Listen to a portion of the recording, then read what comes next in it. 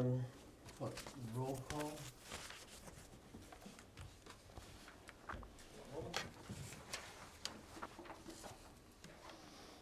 Mike Green, Here.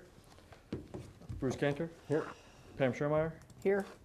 Alex Green, Daniel Huey, Fred Prime, Yes.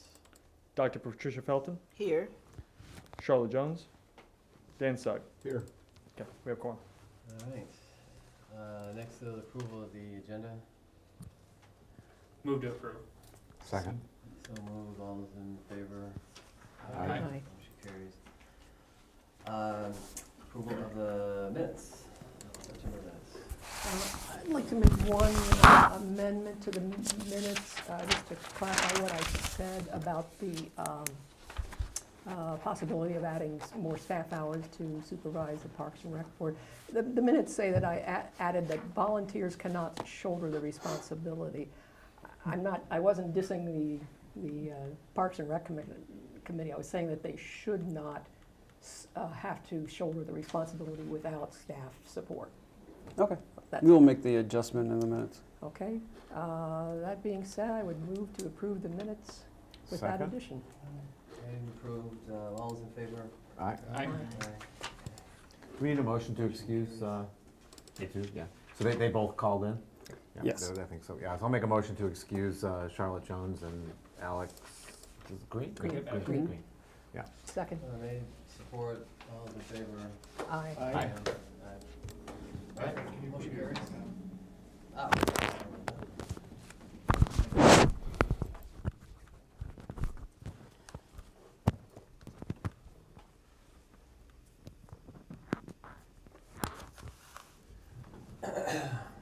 Consent agenda. Monthly financial reports and code enforcement. Move to approve the consent agenda. Support. Support, questions, all's in favor? Aye. Aye. Aye. Motion carries. Public comment? No? All right. Public comment is closed. Old business, the music festival update. Yes, so you can come on up, Lauren. We, as we told you last month, we would have a more robust analysis of how this year's annual music festival went. It was a resounding success, and we have Lauren Barris, our co-chair of the organizing committee, to provide further information for you guys. Thank you for having me. By all accounts, it was a home run. We're really excited about it, and Lieutenant Zhang estimates over 1,500 people were in attendance, so that was about 3 times as many that were in attendance last year, and that's without any major advertising. We just did Facebook and our mailer to the 48076 zip code. The Family Fun Zone, we wanted to let you know again, we listened to you last year. We added that Family Fun Zone. It was a huge success with the face painters and balloon artists and the bouncy houses and a bouncy obstacle course. The Parks and Rec Department headed the area by finding us the talent and managing that area with the volunteers throughout the day and troubleshooting that area. The bar is always a hit at the festival, and I have nothing to do with it. It's Christina Schindler and Brian New have taken over leadership of the bar, and for 2026 they will be completely taking it over with communications with our liquor people and Austin directly. So this year we made $3,188.44. That's 3188.44 on the bar. I want to also say that we appreciate their leadership a lot. That has saved us a lot of stress having that area taken over.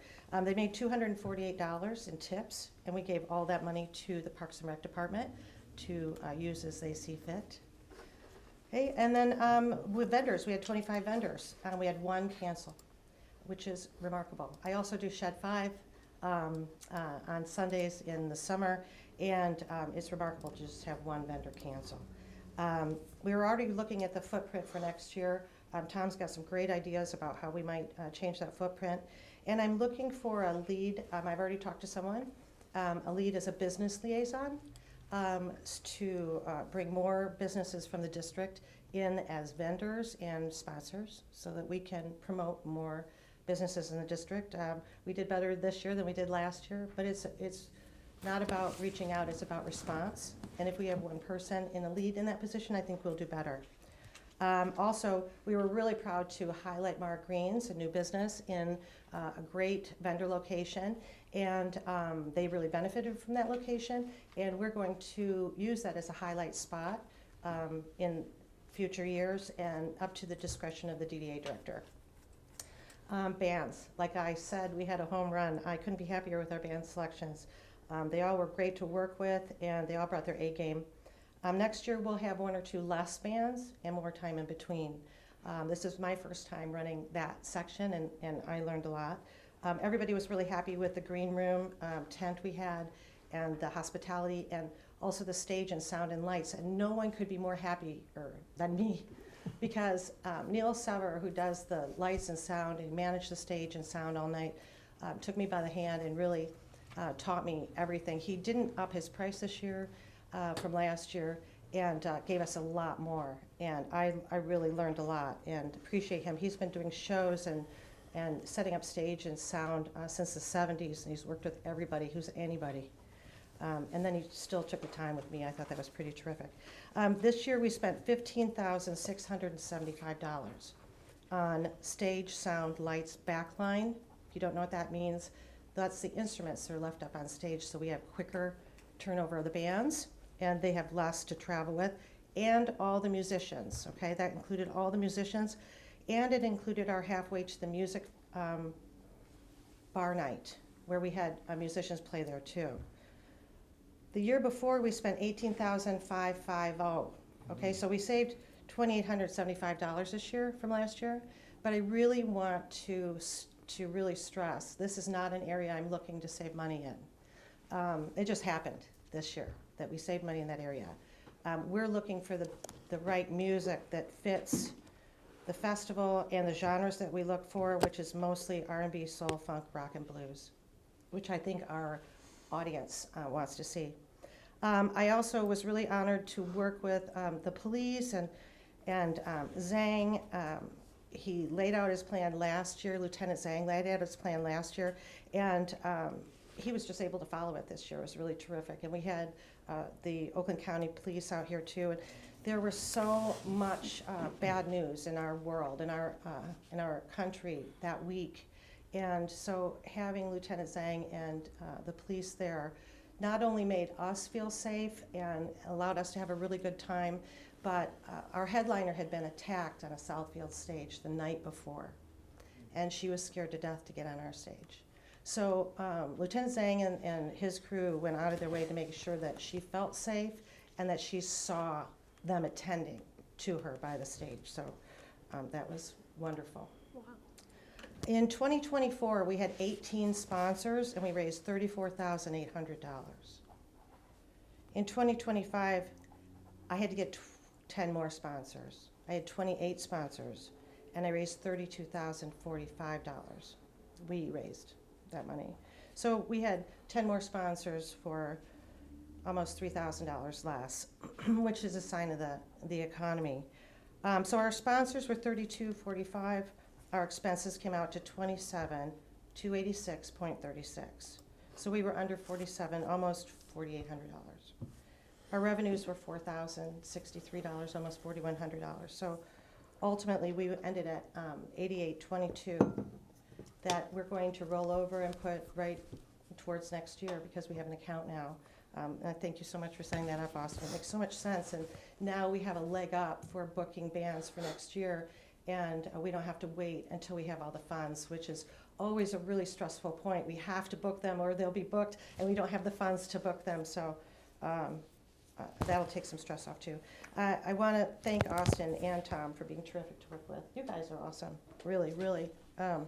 There was nothing that I threw at them that they couldn't tackle.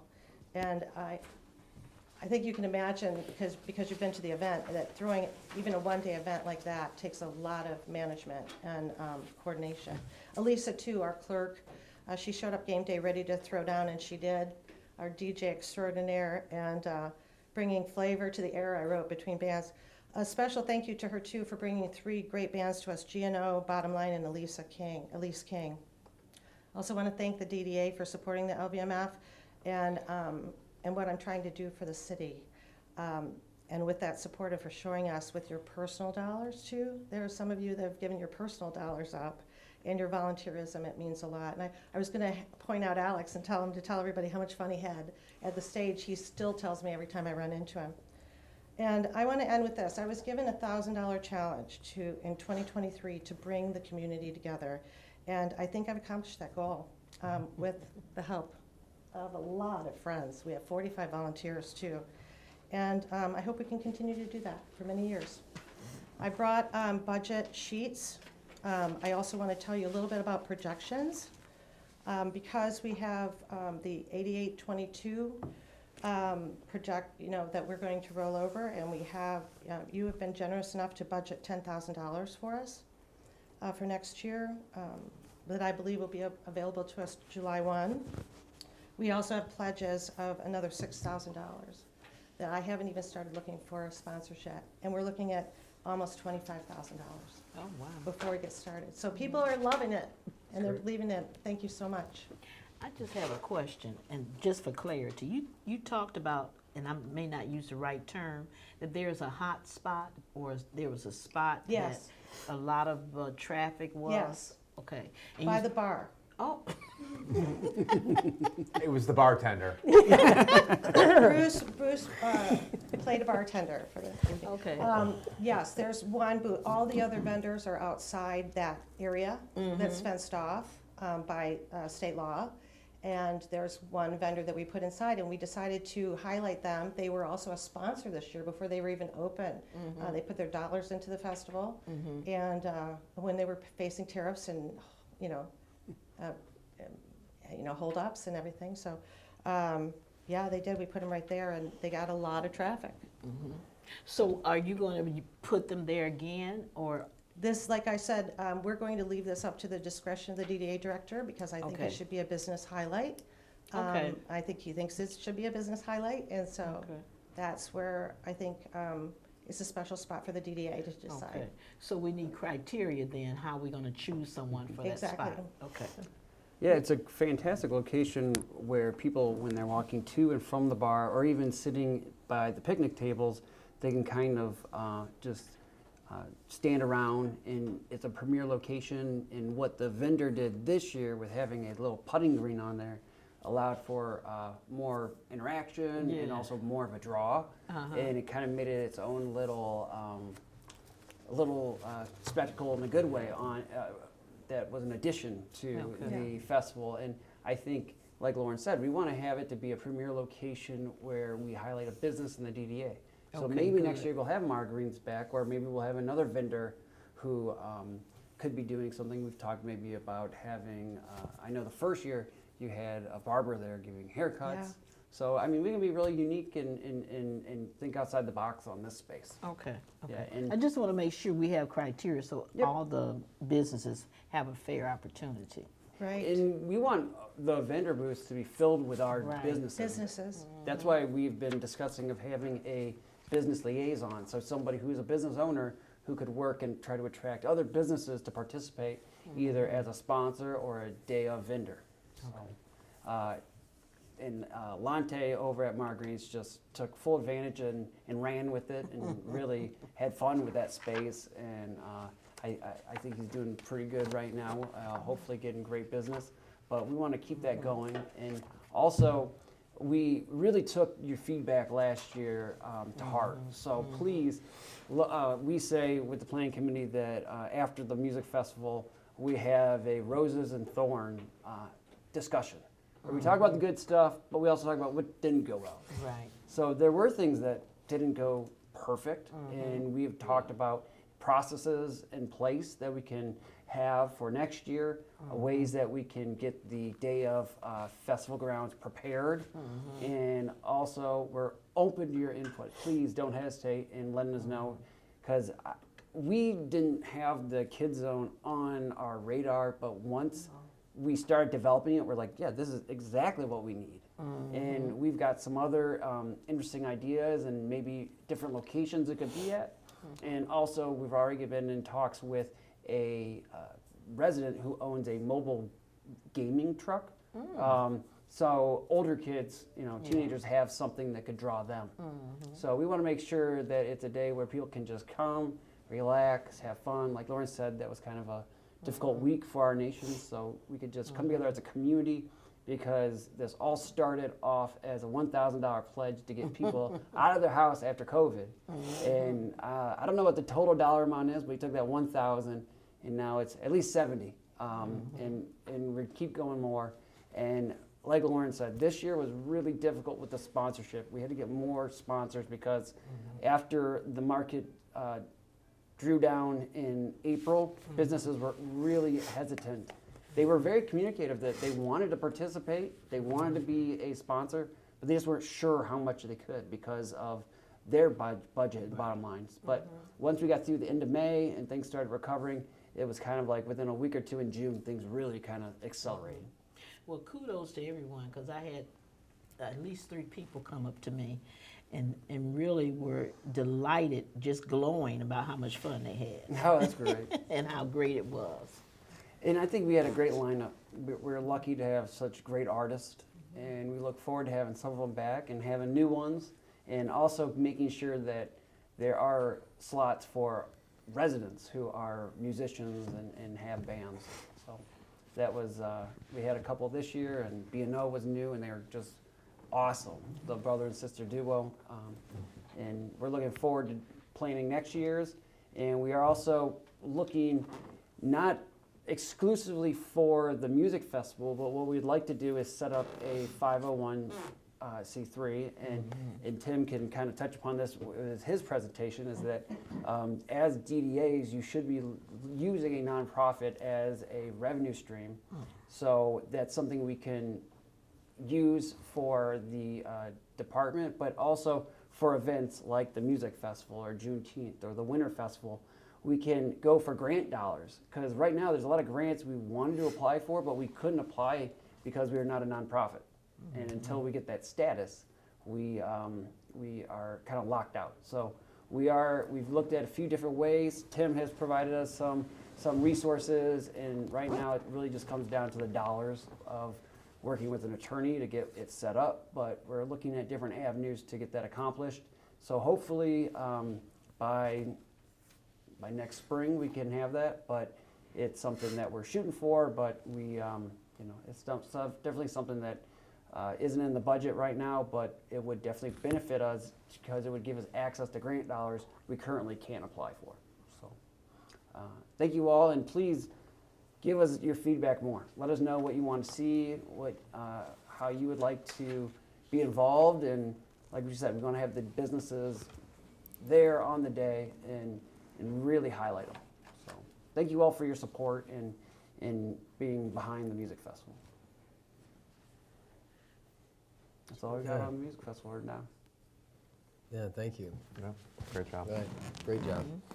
So just one question. So the 8,000 plus profit that was made this year, what happened? How is that going to be shuffled around if we go to a 501c3?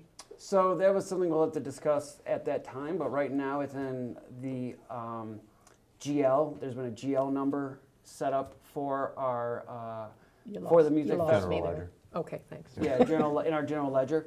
So that, like Lauren said, it was difficult last year because we didn't have access to any funding to begin paying bands for their deposit. So because they usually look for 50% deposit to hold the date, and there were bands that we wanted to go after, but we didn't have the funds because we didn't have sponsorship dollars received yet.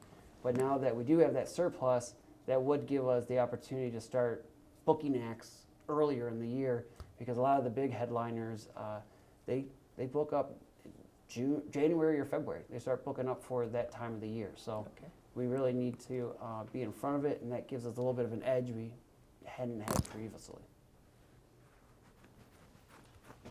And that 8,800 is it accumulated from last year and this year, or is it solely from this year? Oh, good. No, in fact, we had almost 10,500 left over from last year.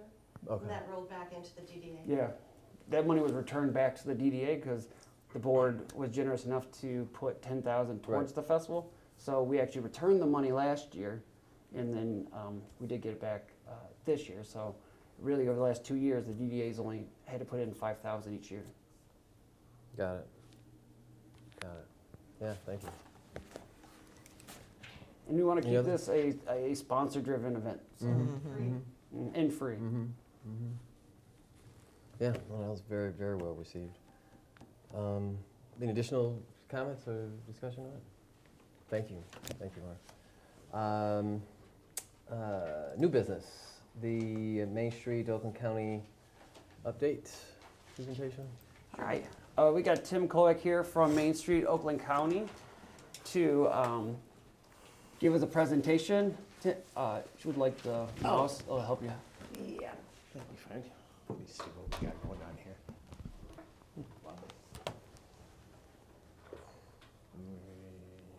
There. You should be able to scroll. Wait, I'm just trying to. I'm gonna set this up so it's in the view, and Oh, okay. here we go. No. How do I want to do that? I'm sorry for the delay here.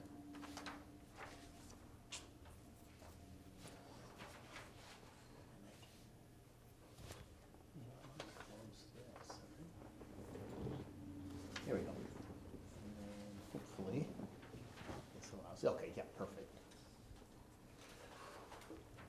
And so I don't know how much of this is going to be, you've heard before. I know that Main Street Oakland County's come before for you guys, and you've been a member now for quite a few years, actually. I've been at the county for 8. All right. There we go. Oop. I can get this to work. Okay. Sorry. So this is just brief. I don't need to really touch on too much of it, but Main Street Oakland County was established in the year 2000 as the nation's first and still only countywide Main Street coordinating agency. And our mission is to maximize the economic potential. And yeah, to preserve the heritage place in Oakland counties, historic downtown, commercial districts, encouraging and facilitating the use of the Main Street 4-point approach, which we'll see further, and emphasize comprehensive economic development within the context of historic preservation. You say first and now still only one? Yes, because typically it would be coordinated at the state level. Michigan does have a program, but Oakland County was carved out as our own for some long story, but the state's program had gone away for a number of years, and so we had approached Main Street American Asset, if the county could, based on our size and our economy, we're bigger than some states, Yeah. so it made sense. Yeah. Here we go. Am I going backwards? Yeah, there we go. Yeah. Okay, so Main Street approach, just shortly, we talk about the 4 pillars or the 4, legs of the stool, and it's economic vitality, design, organization, and promotion, and each one has a specific context to the methodology that we use. And economic vitality, of course, would be tied to the your business support type things and your investment and growth. Design is the physical built environment and things that you would be doing to improve that, and how you implement standards. Organization is the internal operation of the DDA, and how you're funded, how you organize yourself internally, appoint people, etc. And promotion is not just the events, and I just heard you guys are doing some really good events, but it's also the promotion of the downtown as a destination, the marketing, and pieces like that.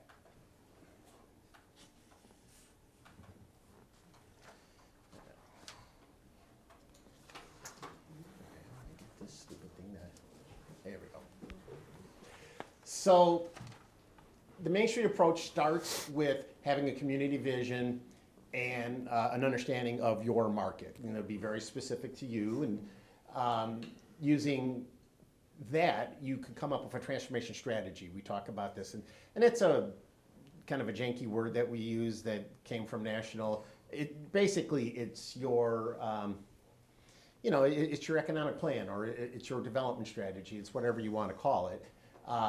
But it should have quantitative outcomes, so things that you can actually check off and measure, and qualitative outcomes. And so, you know, you're doing activities, you're taking on responsibilities, your budget, your branding, everything like that. And then having actual metrics that you could demonstrate it by. Thanks. The Main Street approach talks about understanding conditions on the ground. So what's the community vision? You know, what you're doing, does it represent what you're hearing the community wants? And also understanding the market. So what can the market really support here? You know, what is needed, what is wanted? Taking that, you have developing your transformation strategies, which provide a clear sense of priorities and a direction for the revitalization efforts. And an implementation of said strategies are carried out through work that aligns with the 4 points. And then impact and measurement, which is your outputs, and again, the qualitative and quantitative outcomes, things that you can actually demonstrate. The focus is on strategy. And what's a transformation strategy? Well, transformation strategy is, it's the guide. It's the guide of the direction of your efforts to bring about substantive transformation. It's reflective of the broader community, based on an understanding of, again, your economic situation, what's here, what's available, what the future might desire. Implemented through the 4 points. It's measurable, and you would have short and long-term priorities and goals. And typically, you know, there's 1 or 2 strategies that you may use for this, and you're gonna, they won't stay in place forever. So you'll examine, you know, if you've achieved certain goals, what's your next step?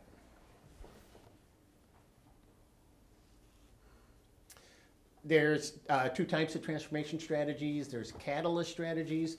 Those are things that are going to help an organization without a recent or a very limited market information.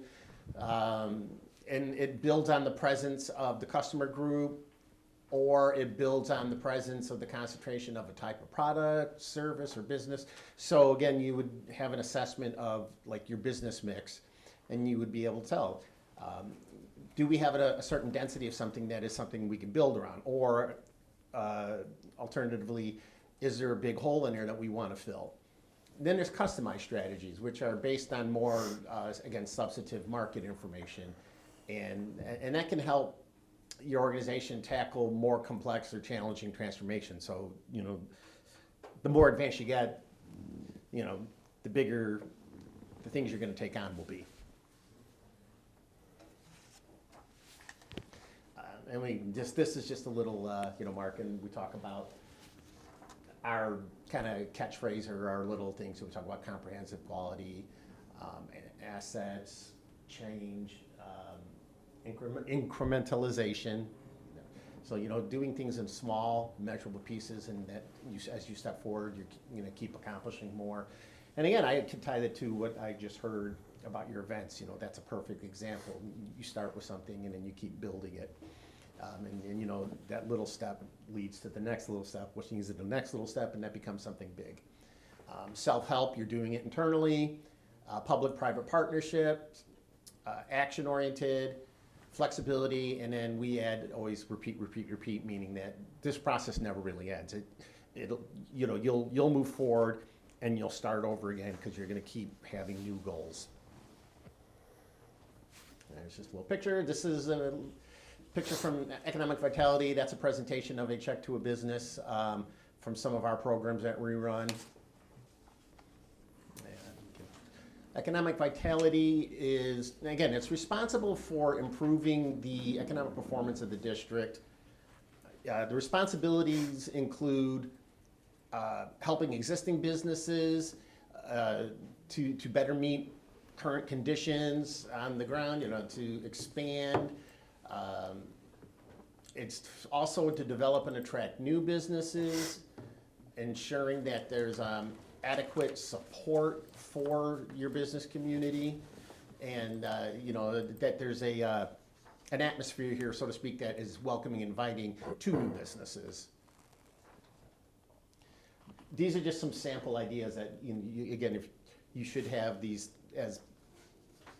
you should have a work plan eventually, if you don't already, and the work plan can be broken out into these different, again, the different legs of the stool, as I say. And some sample work plan activities that an economic vitality group could be doing is establishing available property lists, so what's on the market, creating a detailed business directory, having that handy, and when people do come here and say, well, where can I go to, go dry cleaning, or where do you recommend to eat? Develop a business attraction or retention strategy, and create business assistance programs. And that could be training. It doesn't have to necessarily be direct funding. It could be reflected in any number of ways. And then we talk about design. So again, design is that physical built environment component. And your design team typically is responsible for implementing all the aspects of the strategy that you're following under that involve physical and visual components. And that includes building rehabilitations, infill development, public space improvements, signage, window displays, logos, transportation, parking. These are all things that are part of the physical built environment. The design team, we talk about who could possibly be, the type of member that you would want to find on there, but there's not a right or a wrong on that. Obviously, if you have an architect, well, that's great. But people in the finance background, certainly retailers have wonderful experience when it comes to a lot of the visual displays. So, you're just trying to find a good mix of people who have an eye for these things. And again, some sample things that they would probably be doing is, rehabilitation of your historically significant buildings. Okay, now I definitely can't read that. Yeah. Establish design guidelines. So do you have design guidelines for your district saying that, when someone comes in and they want to build something new or they want to make improvements, that you've set a standard that's reflective of the community and how you want to look? Streetscape maintenance. So again, along your main road here along Southfield Freeway, do you have appropriate curb cuts? Do you do flower plantings, hanging banners? All of that type of thing would fall in there. If you don't already, you can develop a facade improvement assistance program. So for a business or a property owner who approaches saying, I want to put new awnings up on my building or replace my sign. I'm sorry, yeah? Question for you. So you talk about like establishing design guidelines for the district. Would that come from the master plan? I mean, typically, or is this? Well, this would be more specific in a couple things, which is it would be specific to just the downtown district, but also, the master plan typically is going to say you can't have more than 2 stories and that type of thing, and a sign can't be bigger than X. But the design standards would be more, more in depth than that even, because you could say, and it could be anything, but it could be, we don't want backlit signs because of this, aesthetic reason, historical content, thing like that. And so you'd have the ability to put some standards in place, and being mindful that those will not supersede the laws Zoning, of the city, the actual zoning ordinance. But for instance, if someone's coming to you for approval and they're looking for assistance, you can say, well, this is what we'd like to see. Again, it could be landscaping, it could be, a number of things. Yeah. Yeah. Thanks. Yep. And then again, as you grow, you can create other types of assistance programs that are focused on, again, improving the physical built environment. And you could be doing things like, putting in bus shelters and adding bike racks and, you know, I mean, there's any number of things that it could reflect.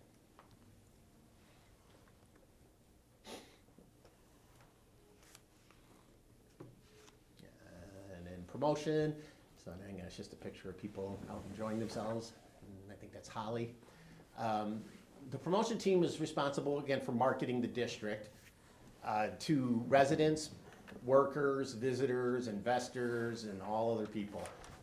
Its responsibilities include planning and implementing the 3 specific types of promotional programming. So as I said, there's the special events and festivals, but there's also business and retail promotional activities, and you know, that could be things like I talked about, doing a business guide. It can be events that are focused on events that are focused on bringing people into your establishments, you know, that will draw people to go to your restaurants or shop at your stores, and you know, and even your service businesses, you know, bringing people in their front door.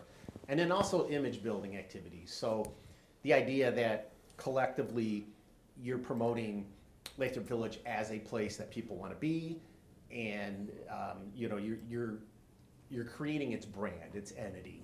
Think of it in those terms, you know, so that people associate Lathrup Village and this. And again, sample work plans, you know, again, creating a business directory for the district, participating in shop local events, and you know, typical things like ladies' night out or back to school, or you know, people do the shop with your pets. I mean, there's literally thousands of things you could do, and we always remind you that there's not a wrong thing. You know, it's representative of what works for you. Developing and planning and implementing a signature event, so that, you know, again, that's your big key thing that you do. Cooperative advertising could be part of it, you know, giving an opportunity for businesses to buy in and do something where you're doing a big promotional piece for the district and all the businesses. And branding, as I mentioned, branding is really important. And you know, what are you known for? And then the last piece was organization. And so, like I said, organization is, it's you around the table, but it's more than just you or you know, at the dais or whatever, but yeah. And the organization, it's responsible for ensuring that the program has the financial resources, the volunteers, and the partnerships it needs to be successful. You know, you're the ones who are out there, you're kind of setting the goals for the organization, but also setting how you operate and how you communicate. Organization has this big piece, and you know, obviously they would oversee staffing, things like that, but having a volunteer recruitment plan, working on things like a succession plan. So as board members move on, do you have another board member lined up that would replace that person? And having succession planning for staffing. So if, you know, an employee leaves, do you have a plan to replace that employee? And even with volunteers, again, you have some really like awesome volunteers who are doing great work, and you know, they're going to move to Florida, or they have a new job that takes up all their time or something. You know, developing that kind of mechanism so that you can just keep seamlessly going. And again, sample work plan things for that, or you know, developing plans to implement for additional revenue. So Austin mentioned, you know, coming up with like the nonprofit. We do actively encourage on any program, if they have time and resources and inclination, to establish a nonprofit, just because it does open up some extra you know, revenue sources and venues for you know, work to be done. Preparing board and committee member handbooks, so that, you know, as you're a board member, you know exactly what your responsibilities are and what you bring to the table, and how you should be working among the whole collective organization. Volunteer recruitment plan, and looking for opportunities to develop more partnerships within the community. On that point of the 501(c), does it have to be specific to that event, or can it be for other events also? No, it can be, I mean, it can be a number of things, but like typically, So thinking off the top of my head, in the last several years now, Franklin actually runs entirely as a nonprofit. They don't have a DDA, but you know, it encompasses the whole organization. And Holly, they have one that they've established, and you know, think of it more in terms of like it would be like a Friends of Lathrup Village type thing. And so you establish what the mission would be for said organization, but it could have fun, you know, it could be used as a revenue stream for your events, but it can go beyond that. It can be a revenue stream to support all the functions of the organization. You know, so marketing and promotion, design, you know, raising money for a new park or parking lot. I mean, it could really encompass any of that. And it's led by the chairperson and the board of the DDA? Yeah, you would have a, you know, you'll set up a It says legal reporting entity, structure. and then you, during that part, you would just determine what would be the appropriate board for that. It could just be this board is also the board of that. It could be, you know, you create something where it says like, it's the executive director plus the board chair and vice chair, and that's the board. You know, it just depends on how you want it set up.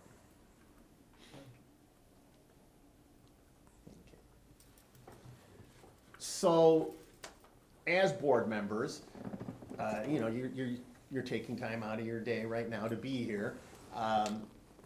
We talk about roles and responsibilities, and it's important that board members have clear roles and responsibilities. Volunteers need to know what is expected of them and have a reasonable expectation of what they're going to get in return. And ideally, what in the Main Street program, what you'd be looking for are board members who are engaged. You know, so you engage both with this organization and the community, that you can provide oversight to the committees, help develop policy, help develop a plan for the continued success of the organization, be an advocate. So when you're not here in this room sitting as a board member, but sometimes when you're out in the community wearing that hat that, well, I'm on the board and, you know, we're doing X, Y, and Z, and, you know, we think that this is really successful last year. So, you know, being that person out there who could be saying that as a person who's associated with the organization, attend functions in the official capacity as a board member, volunteer for events, or take on assignments as needed. You know, there's the policy development piece. So again, ensuring that the program fulfills its requirements, and there's a whole bunch of legal requirements that a DDA has to do, and if you have a nonprofit, there'd be legal requirements for that. And there's things that, you know, your paid staff would be doing, but there's things that would be the responsibility more of, you know, the appropriate person on the board, whether you have a treasurer or a secretary, things like that. Just regularly reviewing and updating your bylaws. You should have bylaws that say, you know, these are the rules that we operate under, and you can set them. You know, you can put whatever, you know, attendance qualifiers in there. You can put in, you know, an expectations of like how many hours of volunteer time. You know, it's whatever. You know, the bylaws will go beyond. There's the statutory law that says, you know, you have to do these things, but the bylaws are more, you around the table here agree that, you know, this is like our minimum standards, I should be doing this kind of thing. And again, adopting policies to determine the program's purpose and direction, you know, agreeing on things like a mission and a vision, assuming responsibility for internal policies, developing a succession process, like I mentioned. And then there's the planning piece, and that's, you know, establishing consensus for the district as a whole. What do the public want, and how are you helping make that possible? Establishing short and long-term goals, which will get you towards that bigger piece. Developing annual work plans so that, you know, again, you have items that you can literally check off and say, well, we accomplished this in the past year. And a strategic plan, so that, you know, you have a strategic plan, which is really important. You know, you're saying this is where we want to go to, and then these are the steps that'll get us there, and it keeps you focused. You know, because things will pop up, and someone will say, well, have you ever thought about doing this? And you can say, well, it's really not part of our strategic plan, or it's, or it is part of our strategic plan, or we never considered it and maybe we want to put it into a strategic plan.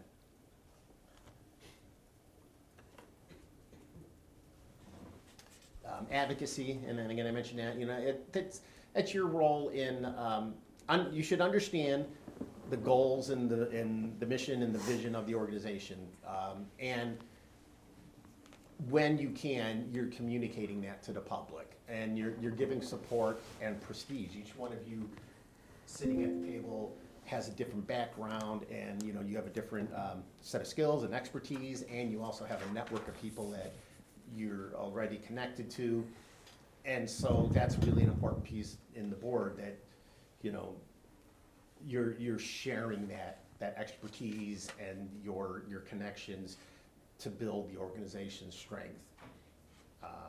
And again, advocating for public policy that's beneficial for the downtown, so when you can, if there's something's being proposed at the city level, maybe there's a zoning ordinance and it will greatly impact businesses here, that you have a role in being able to either advocate for or against, or however it would be appropriate to the district.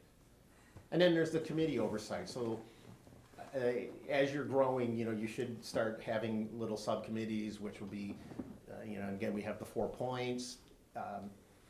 That's a guide. You don't have to have a committee that's for each one of those 4 points. Communities do it in a lot of different ways, and they don't have to call it whatever it's called. You don't have to say it's economic vitality. You can call it whatever it is. You can call it, business planning. But it's just the idea that you're strategically working in all of those points to move the program forward. And again, as board members, you should, as time allows, you should be sitting on committees. You should be helping steering things and things like that nature. Things of that nature. Evaluation. So you should regularly be reviewing and evaluating the program. So is the DDA functioning in the way that you think it should? Are you meeting the standards of performance that you feel that are appropriate and effective? You should be monitoring the program's activities, so hopefully there's not things going on that you're not aware of. And counseling and making decisions on the plan as adopted by committees and the executive director. So just basically, on a regular basis, you should be evaluating and saying, are we doing the things that we said we're going to be doing? And are we doing them effectively, and should anything change? And then with personnel, you have the responsibility of hiring and evaluating your executive director, approving personnel policies, and participating in recruitment, selection, development of individuals for sitting on the board. And that's always an important piece. The way the DDA law is written, it's always important to know that the director of the DDA, while he or she falls under an umbrella of the city, they directly work for you. And so you're the person, you are collectively the people who should be making, the kind of decisions that would involve personnel, and whether that's, giving out a raise, whether it's, the benefit package, approving, extra vacation days, things like that. That power lies with you, as opposed with the city manager, who, the city manager would oversee all the other departments. The way the legal structure works for a DDA, you're semi-autonomous. So, you're still part of the city, but you're operating in a little bit of a different space. And then last, we were talking about funding and financial management. So again, raising funds. So again, talking about the events that I just heard you talking about, hopefully at some capacity, everybody takes on some role in soliciting sponsorships and raising funds in that way, developing the annual budget. So, if nothing else, every one of you should be looking at the annual budget every year and saying, well, okay, is this appropriate? Is this money going where we want it to go? Because you have that oversight power. Monitoring the finances of the program. So every one of your monthly meetings, there should at least be in passing a financial statement saying, well, here's what we spent last month, and here's the money that came in. It says authorizing an annual audit, and that one's a little more, because the audit would typically be part of the city's audit, and you're just gonna be a little sub-part.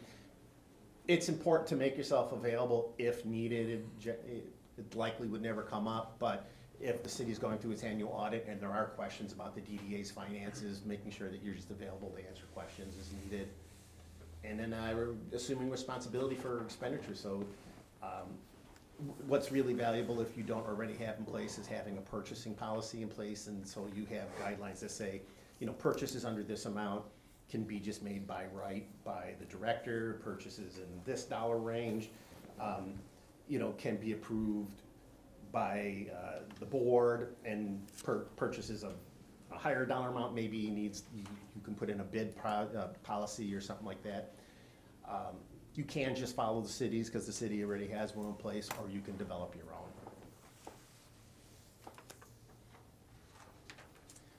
own. I like this. When I was a director, and I used to be one, a board binder, I like putting together something just so that you have it. And it's not ever like with this expectation, well, I expect you to read every page and have it memorized. No, it's just so that that resource is there, so that if you do have a question, you know where to go to find an answer. And you would include things like your bylaws, your mission and vision statement, the annual budget, your meeting schedule, a summary of the TIF plan, because you don't probably need the whole TIF plan, because it's probably like this, a board member description and roles, and anything other that is fitting and appropriate. So, you know, whatever you deem would be Master plan, responsible. yeah. Mm-hmm. Yep. But it's nice to have a paper copy, and then I'm old-fashioned that way. And then this isn't, you know, universally it has to be, oh, you have to check all these boxes to be a good board member. No, that's not the case. But the characteristics of an effective board member, you know, run down all these things, and, you know, supporting board decisions, and that's important. So let's say that you guys are gonna put up something for a vote, and it's gonna be, you know, putting money into an event, or purchasing a new computer, or whatever it is, and maybe it wasn't unanimous, a decision, but a decision was made, 4 of you said aye, 2 said nay. It's important that you're, you know, at least out there publicly saying, well, this was what the board said, you know, regardless of which side of the fence you sat on. Understanding the mission and of the program, you know, again, saying, well, and doesn't mean having it memorized, but a good board member could say, well, our mission is that we're trying to do X. Attending board meetings, obviously, that's really important. As often as possible, attend training. So like through the county, we offer up always a series of different trainings throughout the year. We support going to the National Main Street Conference every year. The next conference will be in April, and it'll be in Tulsa, Oklahoma. We do provide, for your community level, we pay for one registration for attending the national conference, and we do offer up a $500 scholarship, so that could, you know, at least, you know, offset some of the cost of attending, because we know it can be pricey. And again, contribute your knowledge. So each one of you, again, are experts in something. You're all here for a reason. You'll have something that you know, can give. And so just be willing to give that and contribute, you know, whether it's knowledge, you know, we talk about financial resources, and that's like, you know, again, just like, well, here is $100 towards this event or something. It's what you have that you can give. Respect the need for the program director to report to one boss, and this is really important. So, you know, if any of you have ever been in that situation, and you're the director, and there's a board, and on your board, you have, what, 7, 8 members? I can't count that. But it's important that there's not 8, 9 different people calling the director saying, well, I need you to do this. Or there's a line of authority that should flow. And it, you know, if you're a board member and then you're saying, well, I think we should be working on this, then ideally you would say that to the board chair, so that the board chair could then communicate it to the staff. Offer your opinions honestly. This one's really important, and constructively. don't just, be a person on the board who's there to, okay, whatever, I'll go with the flow. Again, every one of you has something valuable to offer. You should not be afraid to speak, offer up your opinions. It's really important that you're comfortable in that role. Delegate responsibility, so, again, as you grow and you're building these committees and things, so that you're not the individuals who are necessarily gonna be responsible for something. That's why we have these committees, and you can say, well, I'd like to see this committee take on this assignment.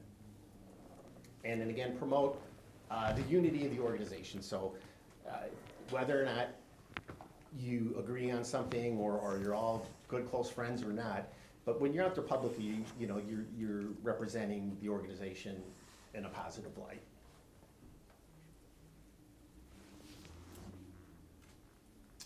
Let's see. Oh yeah, so in encouraging orderly, systematic, and incremental implementation of the Main Street program. So again, we really always emphasize the incremental piece.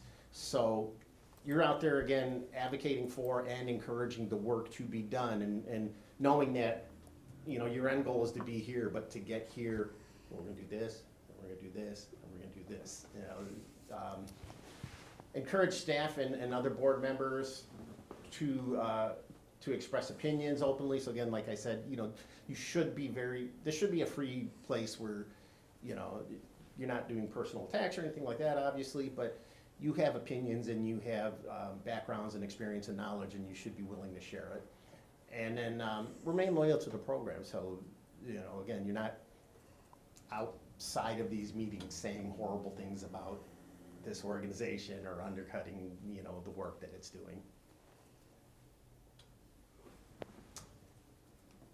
And then we talk about running a productive meeting, which, from what I can see, you guys have a good structure in place. Keep your meetings focused to the point. Keep people informed. Looks like you're doing a pretty good job of all that. Lessen control monger. So, making sure that there's not just one person who overly influences any given meeting. Remember that downtown rehabilitation is not exact science. We always talk about that, and that's why, you're gonna try different things. Be open to it. Know that sometimes, something maybe it worked exceedingly well in Royal Oak or Ferndale or somewhere, and you try it here and it doesn't work. Well, it's because it's not exact science, and it's not one piece fits all. Acknowledge diversity. So just embrace, and when a lot of times we talk about diversity, and it's really reflective of the community. So when we say embrace diversity, it looks different. It'll look different in Lathrup Village than it does, say, in Ortonville, where I go. But diversity isn't just race or religion, but it's also age and income and education level. There's a lot of different ways to reflect your community.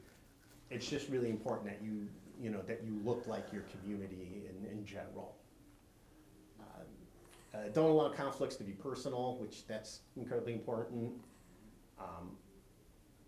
Plan, prepare, and inform. So always inform the public. And again, people are likely not breaking down the door to come to these meetings, but as long as you're doing things in a public light and making sure that you're following all the appropriate standards, you're not keeping anything secret, then you're doing a good job.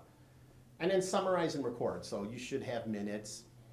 The minutes do not have to reflect like specific conversation. So and so said this, but minutes should be reflective of we had a meeting that started at this time. This was on the agenda. This was the determination of this. So that at least again, so the public can see that and know that you're doing everything in the light of day.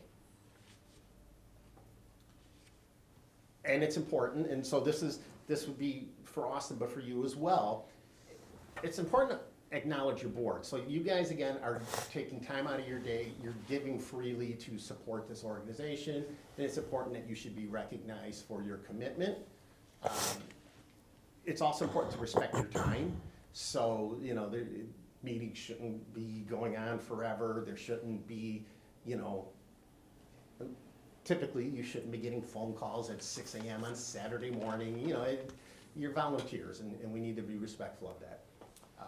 And again, acknowledge your brains, because again, each one of you has something that you're bringing to the table that's specific to you, and making sure that that's acknowledged.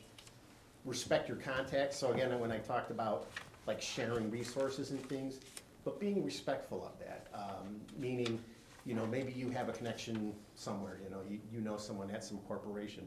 Well, not turning it into, well, so-and-so knows this person, so let's just go ask them again. Well, no, you can't do that, because then you're putting a undue responsibility on that individual.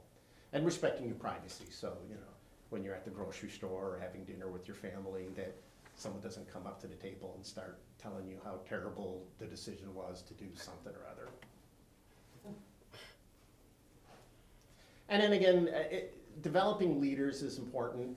I always say, successful leaders motivate and they manage people to achieve the desired results, right? I mean, pretty straightforward. And there's a whole checklist of things that you can do, but don't be afraid to ask for help. Always continue to learn, focus on problems.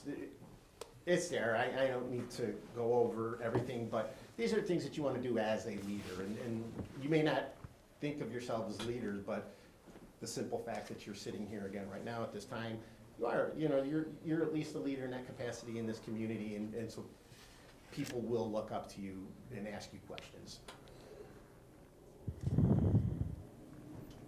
And then the executive director,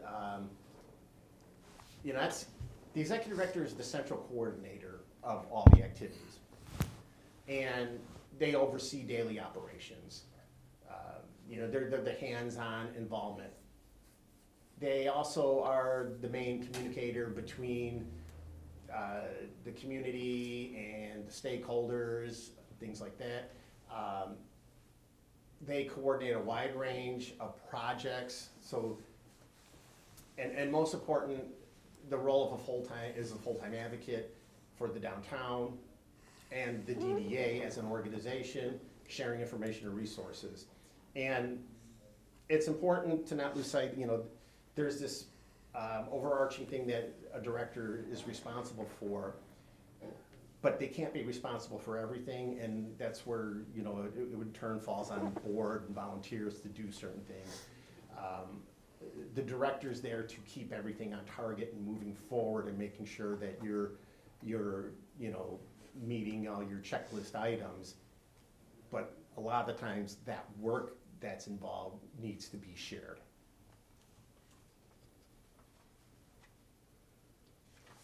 And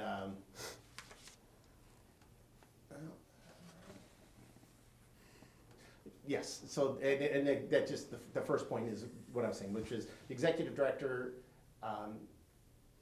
is that front person and that leader, but they can't take place of volunteers because you need bodies. You can't be everywhere at once.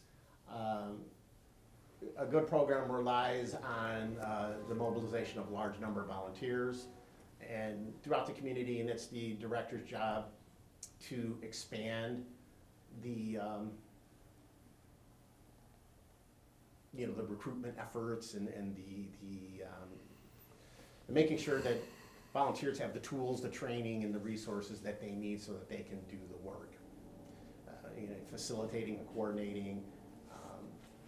A good executive director is going to be really a person who's creative, entrepreneurial, flexible. Flexibility is incredibly important here because, again, you're working to achieve goals of a larger group of people, and hopefully organized. That there's a structure in place that you can follow.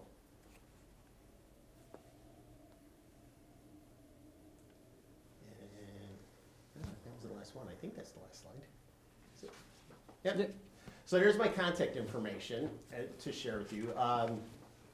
If anyone has any questions post this and you're like, oh, I didn't think about that, you all have a copy of this, and that's my email at the county. I'm here to help you be successful. That's my job. My job is to ensure that questions are being answered that you might have on like, well, how do we handle such and such, or what's the appropriate way to follow through on this? And at the county, we want to make as many resources as we can available to you to support building up this organization. That includes there are we have some small grant pools, nothing huge, but we do have money that's available that supports businesses. We have annually, there is money that we call our technical support, which we'll give to an organization so that you can, and it can be used for a whole broad spectrum of things. It can be for trainings, it could be to supplement, you know, the purchase of new banners. It's across the board. And actually our fiscal year just started because October 1st, so we have a new pot of money that's there. There's $1,500 right now, and you have until the end of September of next year to, you know, put in your, you know, hey, we use the money and we'll reimburse you. And again, we'll support things like paying for a registration for the conference and giving you the scholarship, we call it, you know, to help support sending someone to the national conference. And some of the more important things, like I can come and do these, you know, here I am today. I'm more than happy to come and help you with any strategy sessions. You know, we're a resource to come to if you need data. If you're saying, well, you know, we're trying to figure out whatever, you know, how many people are coming to our events and things like that. We can help organize and provide things like that. And so that's my role. It's to give you guys the tools to be successful. We're very lucky as a community to have a Main Street organization at the county level. Like Tim said, we're the only county in the country to have one. So being able to turn to someone who's local and be able to come on site rather than having to reach out to the national program, which is located in Chicago, makes it rather difficult. So we are really in a position where we have resources locally at our fingertips and we know the individuals so that we can turn to them. They can provide technical assistance, they can provide grants, and also the overall guidance of the 4-point approach for Main Street development. And we can't thank Tim and everybody over at Main Street, Oakland County enough. And this year, Tom and I went to, they have an event. You want to talk about the main event? Oh, the main event? Yeah. We do have an annual event, and that's where we want to celebrate and acknowledge the successes of our communities. And so we have like a series of awards that we hand out, and it's an annual, we do it in June now. The last couple of years we've held it in Rochester, we've held it in Pontiac in the past. And you know, it's a fun evening, but like I said, we have awards that go to different communities for, you know, like business retention program of the year or volunteer of the year, and there's all these different categories. And then nowadays too, we do actually put a cash award with those so that there's money that can actually help you continue programming things that you want to do. I encourage you all to go. Again, I don't know what the exact date is, but it's usually the second week in June is when we'll have it. And it'll probably be in downtown Rochester again this year. We've got a really nice venue that we use, and there's food and there's drinks and live music and stuff like that. It's a really fun event because you see what other downtowns are doing across Oakland County and their successes, especially Farmington. They're just doing a fantastic job. They're one of the top nationally for their efforts. And to be able to see, and also it's kind of inspiring and it gets you motivated. So next year I'd love to have all of you come. Some communities have a big contingent and they really show up and represent what they've been doing in their communities. So yeah. Yeah, and there's a lot of opportunities for you to reach out to, you know, your neighboring communities that have programs. I know you've already done some joint stuff, which is great, with Southfield and Elk Park. And so you're very fortunate in that you have these neighbors who are really close. And if you ever want, you know, you should feel comfortable that you could reach out and talk to board members there. If you need help with connections, we can help you with that. We're very vocal about sharing resources and things like that. No one has anything that like, oh my God, this is, you know, our proprietary idea and we don't want to share it. Typically, you know, that stuff's out there. So that's another resource for you too. You know, that it's a good learning thing. Spending time visiting other communities and getting insight from them is always something that we can help arrange. Yeah, last week Tom and I went and had lunch with the new DDA director in Royal Oak. Southfield was there, Clausen was there, Annika Norris from Main Street Oakland County was there. So it was nice to just get together and kind of talk about issues that we're experiencing and what they're doing, what efforts they're doing to improve when they face those same issues, and just to know that we're not the only ones doing this. And we have a partnership with Southfield and Oak Park where we get dollars for training to put on programming in each of our districts. So rather than each of us hosting our own events, we work together and we draw each business community to the other communities. So if there's 3 events throughout the year, we hosted one on succession planning. Yep. And then there was one by Zing Train came out, It was a Zingerman's. customer service one, Yep, right? Yeah. and it was fantastic in Southfield. And then Oak Park has one coming up, and it's usually about how businesses can improve their sales during the holidays. So we do work with our neighboring communities and with Main Street Oakland County, and we can't thank you enough for the resources you provide us and the technical assistance. Yeah, I'm happy to do it. That's what I get paid to do, so I'm always happy to come out and do these things. A quick question on the grant that you had mentioned, the $1,500. Is that something that we have applied for, or it's a competitive situation It's not for our competitive. So the category? technical support, there is an online application that needs to get filled out, but it's basically like a questionnaire. It's not competitive. Every community has the money set aside for them, and it's just a matter of whether or not Okay. you're going to use it. Got it. And for our internal tracking purposes, we have you fill out an online application because then I have a record. But basically, like I said, we're pretty flexible about how the money's used, and it's there, and it's kind of like a sliding scale depending on where you're at as in the partnership level with us, how much money is available for you. Got it. Got Yeah. it. Yeah, we're an affiliate member, so Yeah. there's 1,500 available. Yeah. And last year, Annika Norris and John Bride came on out and met with us. Like Tim said, it's not a competitive process. Like, the money's allocated to us, but they'll meet with us and talk about what we can use the funds on, talk about potential projects or avenues to spend the money. And also, it's really robust. It's not constricted to doing certain activities. It's really flexible, and you can figure out different ways. You could even hire a consultant to come in to do some type of work. So Yeah, we mentioned, I know, talk of hiring an attorney to develop a 501c3, for instance. Well, we've done that in a number of communities, and we actually can refer a really good attorney who does that work, and then, there's a fee, obviously, that you pay, and like you could, if that was your choice, you could take the money that we're allocating and you could use that to supplement your ability to pay for it. That's just one thing on the table. Right. It doesn't have to be that. Right. Yeah. So how active are our subcommittees, the promotions, design, economic vitality? And so forth? at this time, not very active. When I came in, there was the beautification committee with Pam, Right. and we tried holding meetings, but it was always just Pam and I. So, we've kind of focused our efforts with the tree committee, which isn't a committee directly under the DDA, but Tom and I work with them directly on a monthly basis, and we've been successful in getting grant dollars through DT Foundation, which have benefited the DDA, and also we're now looking to hopefully have a conversation with the Road Commission, which we might pull in Main Street Oakland County in that conversation to see if we can start putting street trees in the right-of-way, because there's grant dollars out there for that. But that is something I would like to get back going. So that would be something that each of you would be appointed to one of those committees to oversee, and then we get additional volunteers to be on them. So I think there are opportunities there, and I'd like to see those brought back.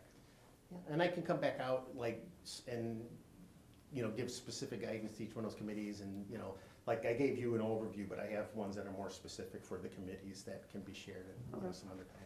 That'd be great. And I absolutely hate to tell you that I got to run, but I got to run because I had something really important. I got to be at 1:30. So Understood. All right. I'm pushing it. But if you do have questions, again, feel free to reach out to me, or give them to Austin, and Austin will reach out to me. I am available, and I am more than happy to come out and help you. So, Appreciate it. okay. Thank you so much. All All right. right. Thank you. Thank you. Guys, have a good weekend. Okay. Yep, Everyone, for the rest of your day. Thank you. Thanks. Okay, next item, the DDA on parcel proposal review. Yes, so as you are aware, we own a parcel cut on California, just to the northeast of us. It is located at 27907 California Drive. It's right behind the church and parallel from the former school that's being redeveloped. And this is an area of the city that's getting a lot of attention right now. The RFQ was posted 3 times. The first 2, there were no responses. This last one, we were lucky enough to get a response from someone who is highly motivated and would like to see their project come to fruition. And we think it is a very unique idea that is not just a commercial activity, but something that's placemaking. And I would like to have Claire coming up right now, if you don't mind, and talk a little bit about your proposal. So what we're going to do today is have you hear the proposal. So the way the RFQ was written is that it wouldn't just be sold to any of the lowest bidder. It would be evaluated based on certain metrics we put in to see that it actually fit what we're looking for. And this parcel is not in the DDA. It is on the edge of it, but it is possible to have the project she's presenting with certain variances to come to fruition. So, Claire, if you'd like to go in and talk about what you like to bring to Lathrup Village. Yeah, of course. Thanks for having me today. I'm Claire Dion. I am a Southfield resident. I live just about 2 miles away from this building here and the parcel. And I'm looking to expand my current business. I own a nursery business where I grow native plants and flowers. And I am ready to expand. I really love this parcel for the location, the fact that it's close to my residence, and it also will really help just create more community for myself and my business. I really want this to be like a community-oriented nursery and farm business where I host local events, where I teach other adults and children about gardening, about our local food system, about agriculture. I have a degree in sustainable agriculture from Michigan State, and it's been interesting to see kind of how I've used that throughout the last few years. I dabbled in sustainability work at the local government level. I now run a tea making program at a local farm out in Plymouth, so that's a really interesting opportunity, and I'm kind of looking to use those similar skills in this local farm that would be the parcel that would get redeveloped. And yeah, there'd be a lot of really amazing beautification opportunities for this land. I'd love to add fruit trees to the property and host community harvest events where folks can come out and have you-pick opportunities for fruit and flowers, vegetables and herbs, just to get people more involved in agriculture, understanding where their food comes from, and also just to have an enjoyable experience outside and do something that they're maybe not used to. So I'd love to hear any feedback, or I'd answer any questions about the business idea or the expansion or the plans for the property, anything like that. Claire, thank you so much for all of your hard work on your proposal and also your commitment to helping beautify our community. I'd like to put on my community economic development hat for just a moment. Now, this parcel, it was formerly a single-family residential use, but it is zoned for commercial. Now, this area is right on the edge of a residential district. So the way it is zoned, thank you so much, someone could come in and want to put in a 7-unit townhome or put in a restaurant, something that would have a high impact. And with the high school being redeveloped, the former school being redeveloped, there's already going to be increased traffic in that area, and residents have expressed concern about traffic coming in the neighborhood. Now, and also people have expressed concern about stormwater management because we have a drain and ditch system. Having a parcel in that area of the city that is paved over and not as pervious as it currently is would result in the change in how stormwater is managed, in that part of the city. And the use that's being proposed would actually help combat that issue. It would actually result in rainwater being absorbed more on that site. So there would be no additional water runoff. It would all be managed on site. And I also think due to the low impact and how many people do you think would be there on a daily basis? Less than 10. Yeah, so the number of cars coming through would not be too much of a disturbance to the residents that live in that area.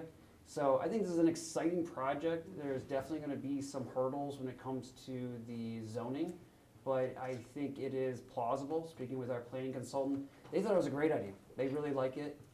Giffords Webster, Jill and Eric both have put in their support behind it. So please give us your feedback, and we do have a rendering up here of the layout. Claire, if you wouldn't mind just talking a little bit about where you see things being placed on the site, both when it comes to the structures and the plans. Yeah, so something that will be really important on the property is having a hoop house available so that the growing season is extended. As you know, we have pretty harsh winters and a really short, nice summertime weather. So having a hoop house will allow for the growing season to be from February to November, which really would improve, being able to extend that season. The greenhouse would have to be oriented in the way that you see on the site plan in an east-west configuration. That's just to capture the most amount of sunlight. There would also be a small, on the north end of the property, a small community seating area with picnic tables where we could host local events, whether that be educational events or crafting nights or different things like that, utilizing the crops on the property, harvesting flowers to press them to make art, things like that. On the south end of the property, really trying to maximize and utilize the sunshine that comes in from the south. That's where the fruit trees would be planted with guilds around them, with vegetables and herbs, as well as a few rows of crops that will get harvested for me to take to local markets and things of that nature as well. And then the purple lines on that site plan there would be the native planting rows, which would really help with just having an attractive outside perimeter to the farm, as well as hosting having some deer resistant plants, because as we know, the deer pressure is really strong in this area, and that's where a lot of the stormwater management would be supported as well. As we know, the native plants that are native to Michigan have really long roots and have incredible water capacity, so it'd be kind of functioning as like a rain garden in those areas. And also to say that Claire has a very robust background, and she worked for the city of Ferndale for a period of time as their zero waste coordinator for the city manager. So she understands the process that local governments must go through when it comes to the site plan review process. So she's willing to work with us and work with the ZBA on any variances that would be required. And I really think this is a unique project that most communities would want to bring into their right on the edge of their downtowns, because it is a draw.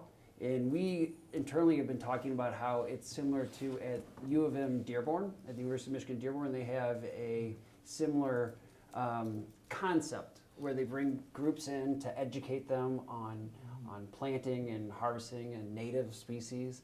And that's something that is another aspect, not just a commercial growing operation, but also a educational resource center that is here for our community, but also to draw people into our communities who may not come here otherwise, and which would then bring them down through our DDA district to get to.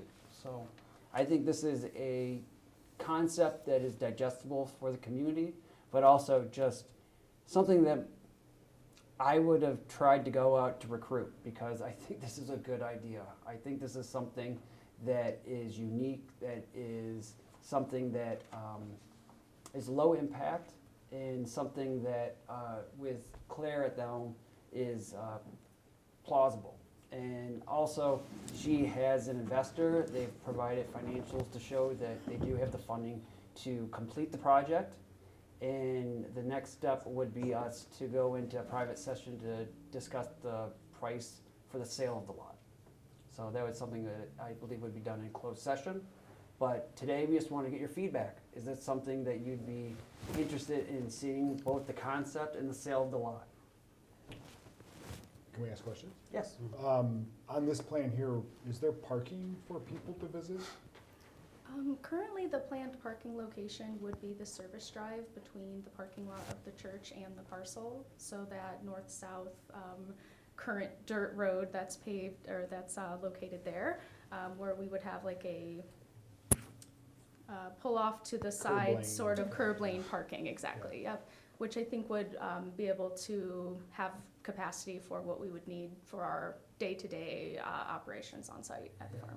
So that would require an encroachment permit, which would go to council for approval. I was just more curious, talking about the water runoff, if we're gonna pave something, that would certainly not help with that, but, and then, this is a for-profit, so, right? Yeah, that's correct, Yeah. yep. My LLC is called Suburban Zone. And would the sales happen here? I know you mentioned going to market, but would they happen here? Would you have retail sales? Retail sales would usually occur during on-site events. Okay. I'm not looking to have like daily operating hours, so I would probably host a few special sales both in the spring and the fall, some native plant sales that would maybe like being open, each Saturday during specific months, but not daily sort of, It's like office sales hours, right? operation, Yeah. but definitely bringing a lot of products off-site to the local markets that I participate in, the farmers market up in Pontiac, Eastern Market, and other local farmers markets as well. Yeah, in concept, I love the idea of the infill, certainly, not being another parking lot for the strip mall, that's really cool. You're at Gateway, you said now, Gateway Farms? Yeah. I live right next to it. Oh, so have you I'm visited? Very, very familiar with it. Oh, that's great. Yeah, much larger organization. Of course, than yeah. us, but, and there is another one in Plymouth that's starting on an existing nursery now, which is a greenhouse that they're gonna turn into a community event center, very similar to this, so. Oh, Very yes. cool. I Yeah. think that's a nonprofit though, I'm not sure that's it might be a. A Gray's Greenhouse? Yeah, Yeah. yeah, very cool, yeah, great. I think this is a really good idea. I think one of the things that I like about it is, having talked to all the residents who are in that general area when the signs went up for the RFQ. I mean, their major concerns were things like attractiveness, runoff, and activity. And it sounds like this checks the box for all three of those, because it looks like there's going to be some green space in between the greenhouse and the residents on both sides. Again, it's not going to be a daily business, and the whole concept is, deals with the runoff and the drainage issues that we have. So it's on the surface, it certainly seems like a great idea and a good fit. About the greenhouse and the office building, I'm assuming both of those would be no higher than 1 story? Yes, that's correct. Yeah, and maybe less even. Okay. And a question about the purple area, the native plantings area. Are you talking perennials or a mixture of perennials, shrubs, trees, or? Mostly what? perennials, perennial flowers, and a mixture of shrubs. Nothing to really extend past like 6 feet, I would say. Okay. And would you, since this is a native plant, do you just let the perennials go over the winter, or do you have a cleanup? There's different overwintering techniques, kind of depending on what the community would like to see. There's definitely the kind of leave-in-place overwintering. It's definitely recommended for supporting local pollinators. They lay a lot of their eggs inside of the stems of native plants during the winter time. But there's definitely ways to maintain the attractiveness and the organization of the plantings by, having you don't want it to be a unsightly. fall cleanup, Yeah, exactly. if you- Okay, great. Yeah, this sounds good to me. For a little brevity, you would have another volunteer for your beautification plan. There you go. I'd love to participate. Yeah, Pam. We'll is- exchange notes, yeah. Pam is responsible for all the beautiful flowers Oh, great. around City Hall, and Oh, cool. also up and down our DDA district with the hanging flower Oh, pot. those are beautiful, yeah. I don't grow myself.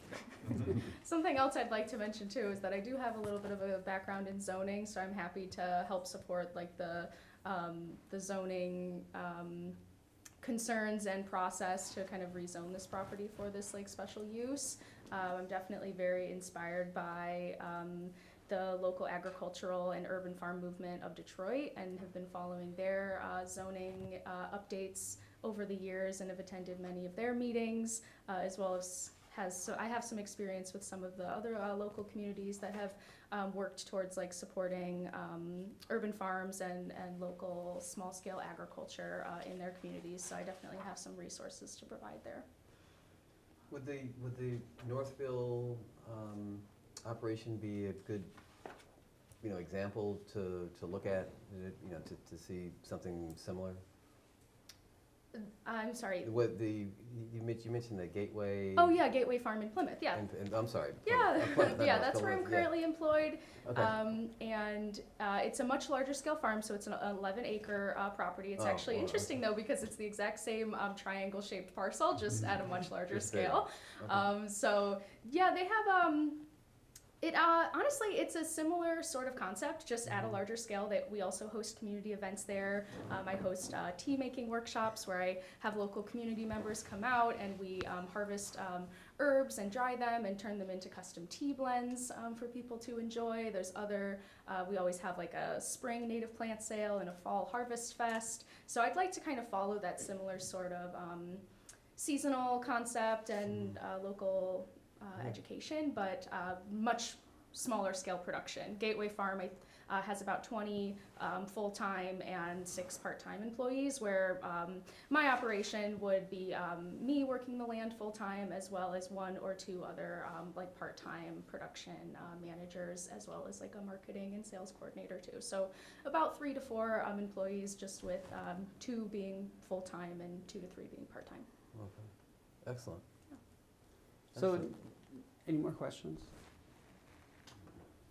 So the next step, I'd like to set up a pre-site development meeting with Giffords Webster, our planning consultant, and Claire to go over what hurdles we'll have to get through to actually get this approved by Planning Commission, and then also any approvals we would need from council and the ZBA. Then we would begin the negotiations on the sale, and the sale would be contingent on approval of any variances or rezoning she would need. Yep, and any potential purchase agreement naturally comes back before the DDA for final approval before we do anything like that. And just so you guys know my background, when I worked in Saline, we did multiple property sales, so we have a pretty robust purchase agreement template that we can use, where essentially if everything does get approved, she would have 2 years to make this development happen, or it comes back to the DDA. That'd be one of the big clauses in there. Say that again? She would essentially have 2 years to get all approvals and get the facility built, or the property would just revert back to the DDA. So we're not stuck with property half built and doing nothing. So we have some time, but if the DDA is okay with it, we can start this process. And then just the determination of the sale versus the lease or some kind of long-term, was that considered, or is that a requirement? I mean, for us? It was considered. Our consultants brought that up as well. Internally as staff, it's one of those things. And as the DDA, it's do you want to become a landlord or not? From my perspective, it makes more sense to sell it. It gets it off the books, gets it back on the tax rolls. Then, in an unfortunate circumstance, if whoever owns it fails, it's not back to our responsibility to revert the land and then resell it. It's on them. So we're kind of shifting the burden if we sell it versus leasing it, and then we're also not a landlord. Okay. Yeah, and I think that also just maintains my own timeline as well. The 2 years, I think there will be like a significant portion of time, whether that be like 6 to 8 months for land clearing, because there is a lot of invasive species on the property that will need to be removed and treated, and some of that just takes time in order for that to die back properly before new native things can be planted. But yeah, everything kind of aligns within that 2-year timeline, and I do feel pretty supported In terms of my investor is also an entrepreneur, has been for a few decades, so I definitely have a mentor in that regard to really help with any sort of business questions or things that I might run into. Having a strong resource on that regard is super great. So the property is, we as the DDA own the property, but is the property in the residential zone or is it in the DDA district?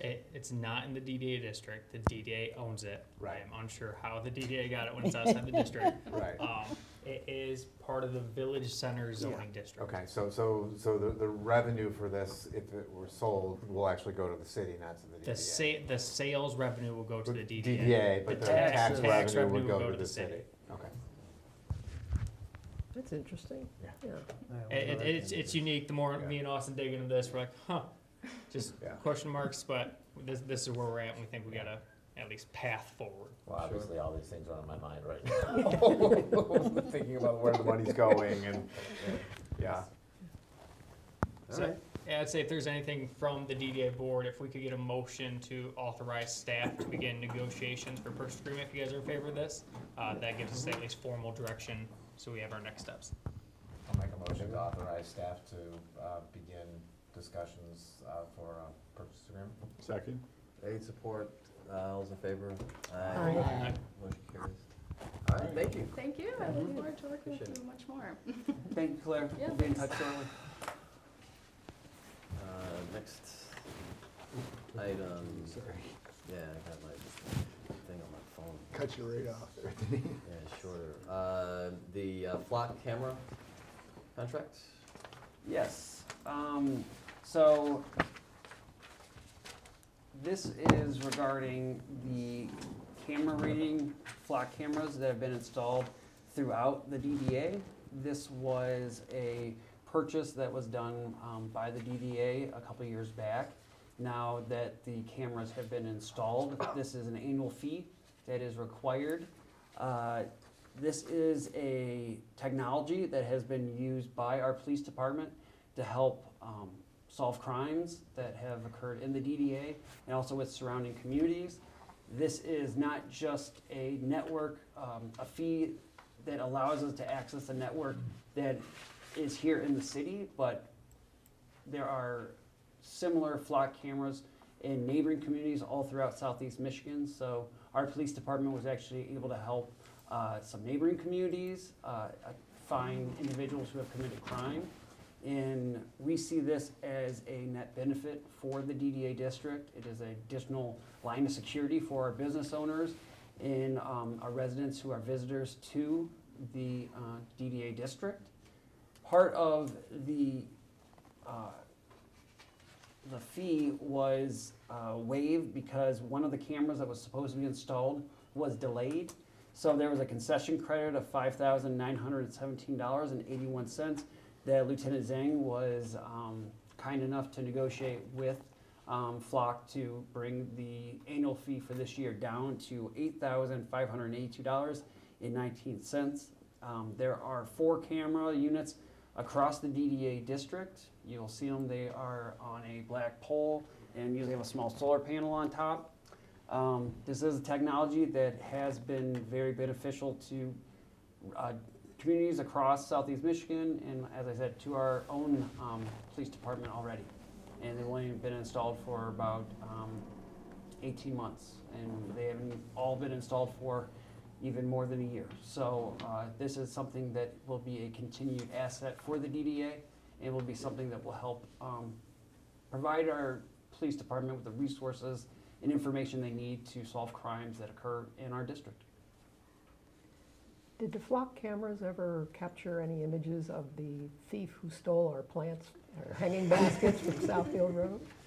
I'm not sure if the technology... I'd say, unfortunately, no, yeah, just due to no. location. Yeah, No, it- they didn't catch anyone actively doing that. Yeah, we unfortunately had 5 or 6 of them that ended up being stolen this year. So luckily we have additional baskets, but I think the technology only identifies license plates, the digits on there, and then also the make and model of the cars. Yeah, it seems like the ideal crime for these cameras to solve. But yeah, if I guess. And I assume we had the full $15,000 in the budget for this year, so Correct. it's actually a net positive for the budget. Yep. So this was a budgeted, It was, Correct. yes. so why do we have to approve a motion to pay it then? To authorize payment on the invoice. Yeah, it's over Austin's Yeah. spending limit. So as Tim was talking earlier, there is a procurement policy in place, and currently it is set at $1,000. So I can't authorize payment on this because it is $8,582.19. So we're seeking authorization to make payment to Flock Group so that we can pay our annual fee for this year on the cameras. And I'll that'll make be that every year thereafter. Correct. It's the annual situation. Yep. Yeah. All right, I move to pay the invoice. Support. Aid, support, all's in favor? Aye. Motion carries. Director's report. All right. So we do have a number of events that are coming up. We are working, and actually Kelly will be speaking at the Shop Small Tailgate Kickoff. So this is part of Small Business Saturday. It has now become more of a weekend event, not just one day. So the cities of Oak Park, Southfield, and Lathrup Village are coming together on October 21st. It is a Tuesday. In Southfield at My Salon Suites, which is located at 29746 Southfield Road, to kick off and do a spirit event. Kelly will be speaking there, as well as the mayors of Southfield and Oak Park. So please come and join us. It should be a fun day.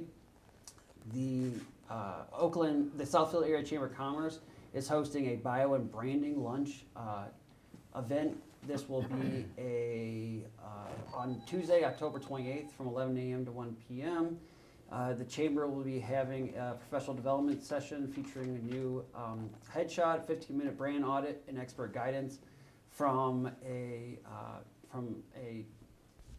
consultant and a photographer. The registration fee is $55, and individuals and business owners who are interested can register on the southfieldchamber.com website. There is an Oakland Thrive event on Wednesday, November 12th. Perfect Fit, Defining Your Buyer with Precision. It is at Southfield Public Library. The National Association of Women Business Owners of Greater Detroit and Oakland Thrive will host an interactive workshop on creating detailed buyer personas to better understand, target, and connect with your ideal customers. There is an additional event being hosted by Southfield called Candid Conversations with Entrepreneurs, the Good, the Bad, and the Real. It is in Ferndale on Thursday, October 30th. I thought this was a really interesting event because it's for entrepreneurs and business owners to come together and have conversations about the issues and bottlenecks they face as entrepreneurs and the difficulties being a one-person operation as an entrepreneur. So this is an opportunity for individuals from our business district to come together and meet with other business owners to find out what they are currently facing in the current market and economy and how they can all work together. And then I believe it's next Friday, October 24th, from 6 p.m. to 9 p.m. We are hosting a mixer with the new Lathrup Village Chamber of Commerce. That's kind of a kickoff event. It'll be at Paddle and Par. So please come on out. It is a mixer so business owners can get together and talk with the current group of business owners and entrepreneurs who are looking to start the chamber for our local district. So please come on out. It should be a fun event. There'll be food and also live music. So please come join us. So property updates at 2700 Southfield Road, Discount Tire. Their interior build out of the updating of their showroom is ongoing. Across the street, 27411 Southfield Road, Jaybirds Bar and Grill has a site plan being reviewed at Tuesday's Planning Commission. This is to put a patio onto the paved patio, a canopy onto the paved patio. There was a canopy there years back, but it was removed. And this is actually just pretty much putting it back in the same location. It'll just have a smaller footprint. It'll have permanent footings so that we can enjoy our only outdoor dining patio in the city. And then just north of there at 27651 Southfield Road, Mill Eats will be having a site plan reviewed in November at the Planning Commission for expansion. So they're actually gonna expand their dining room into the unit next to them. It's been a great hit, and people have loved it. Lines And there all the time. same. I eat there quite often, and their portions are so good, so big. You can have both dinner and then lunch the next day. So we're really happy to have them. They've been great partners to work with, and they were also involved with the music festival and want to be involved next year. Infrastructure improvements, the installation of 2 electric vehicle charging stations here at City Hall in our DDA district. I believe these are the first charging stations in our DDA district. They are just waiting electrical connection, and they will be ready to go. Part of the partial resurfacing of the parking lot involved that area where the EV charging stations are, and they did have green lines put in to show that they are for EV vehicles. And then the final Hawk signal, high intensity activated crosswalk, is the installation is still ongoing. This one is located south of 696 on Southfield Road at Cabrini and Margate. That should be hopefully online early next year. Mike, what do you think the timeline?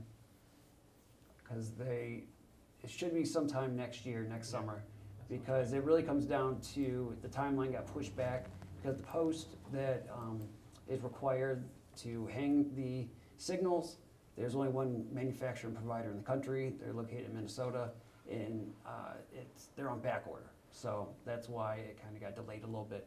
But we're excited. The crosswalks that are already here have been utilized quite often. I actually used it today when I took a walk down to review a couple businesses. So they're effective, and we're continuing to work with the road commission in Southfield and Beverly Hills to get the Boulevard project pushed through. So we would really like to just see the road speed brought down by 10 miles an hour. We think that would really help with pedestrian safety and also comfortability, because one of the things right now with our district is the walkability of it. It's not very appetizing to walk along. So I think the Hawk signals and our efforts to reduce the speed would improve that and help with the district. And the final part of my report is about the music festival, just to go over again, that it was a really fun event to be at. I hope if you weren't there this year, you'll come out next year, and that this year we were under budget and we came out with a profit. So we're really excited for next year for the 4th event. And that's all I got for this month, Chairman. Excellent. Good. There you go. So if you can remember the start of the meeting, I was the one who did the roll call. Something I want to do from here on, especially for voting, is do roll call voting. Mostly because it's easier for me to keep track for the minutes, but also so I can actually accurately, just so I know who said what. I'm not going to call anybody out. I'm not trying to say no one's voting. I'm just trying to say that I'm having a tough time because the cameras just don't get everybody. So I'm going to be doing roll call voting. For when it comes to matters that you guys are going to have to make budget decisions on, that's what I want to do roll call vote on. Anything else can be, I can tell you voices apart. But for budgetary reasons, I want to keep track of everyone. So just bear that in mind moving forward. I'd like to do that starting after today. So. Okay. Yeah. Town's responsible for the meeting minutes, so any way that we can make it easier on him, we'd absolutely. appreciate it. Yep. Absolutely. That's all I got for the any month. questions or comments? All right. Next meeting? You want to go November. with the next meeting? Yeah. Okay. Next meeting will be November 21st. All right. All right. Thank you. Take a motion. Motion to adjourn. All right. We're adjourned.